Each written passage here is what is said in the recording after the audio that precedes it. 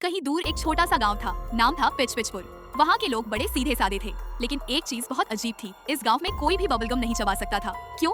क्योंकि वहाँ एक श्राप था, बबलगम का श्राप। राजू एक 14 साल का शरारती लड़का था, जिसे बबलगम चबाना बेहद पसंद था। मम्मी ने मना किया, स्कूल में भी बैन था, लेकिन राजू कहाँ मानने वाला था। एक दिन उसे पुराने खंडहर में एक चमचमाती गुलाबी रंग की बबलगम मिली। उस पर लिखा था, इसे चबाओ, मस्ती पाओ, लेकिन छुपा श्राप मत जगाओ। राजू ने सोचा, अरे ये तो कंपनी का मार्केटिंग होगा, श्राप व्राप कुछ नहीं होता।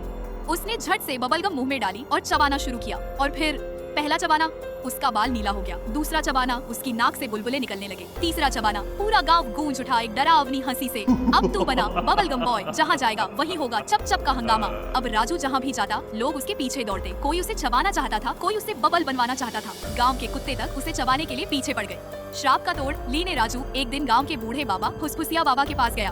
बाबा बोले, श्राप तो बड़ा चिपचिपा है, लेकिन तोड़ है इसमें ट्विस्ट। बबलगम का अंत होगा जब दिल से निकले सॉरी की लिस्ट। राजू को समझ में आया, उसे माफी मांगनी होगी हर उस शरारत के लिए जो उसने की थी। माफी यात्रा, उसने टीचर से माफी मांगी, जिनकी कुर्सी में उसने फेविकोल लगाया था।